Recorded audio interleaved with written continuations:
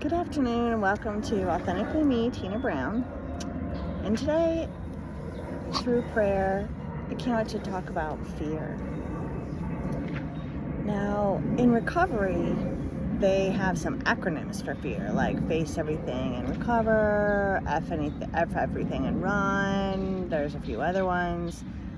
And those can get really trendy and get to be something that we don't really sit with or know what we're saying.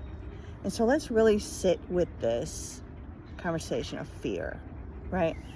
So when it says, face everything and recover, how do I do that? Well, I sit, I look right at whatever it is that's scaring me. I try to make sure that's the truth that I'm looking at. Is this real? Is this something just in my mind? Is it imaginary? Or is, there a giant cougar sitting in front of me? I don't know. But that's the first step. I got to acknowledge that I'm afraid and then ask myself, what are you actually afraid of? Like, let's say there was a cougar sitting there, right? And be like, well, I'm afraid of the cougar. Am I really afraid of the cougar, or am I afraid of what the cougar can do to me? Right?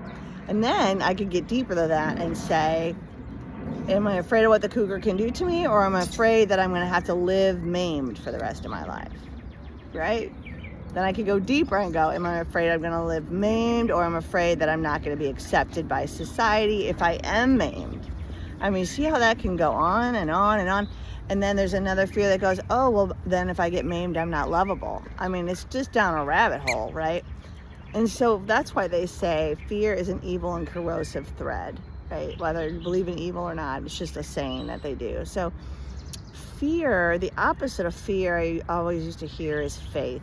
And for me, men of faith or women of faith have courage.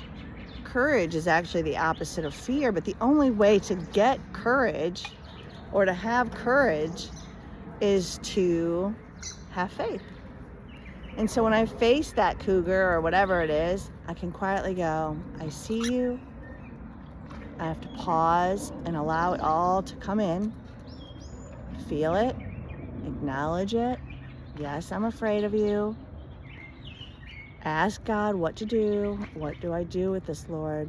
Show me the right action or what to do next. And then be still. And then that allows that intuitive thought to come and allows it to come up if I'm quiet enough to come up, and then I'll know what to do. Now, and then all of a sudden, usually whatever I'm afraid of doesn't even turn out. 99.9% of the fear that is in this head, it doesn't even come to light, right?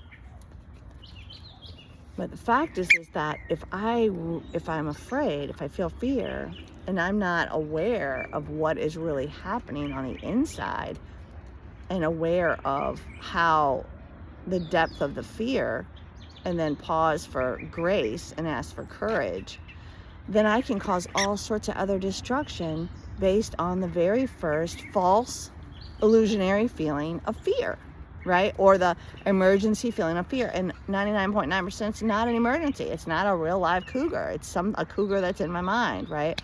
So I just gotta slow down and go, all right, I see you. I'm afraid. I got a little fear of this. God help me. Let me see the reality of what is happening. Take a breath. Let my energy come down. Be centered. Let the system calm. Help me see an intuitive thought or action. What should I do next? Pause. And all of a sudden, it starts coming on what to do. And it can be automatically. It's not really even a thought when it happens. It's just like, oh, we're going to do this. And it all works out for the good. So that's what I do with fear. What do you do with fear?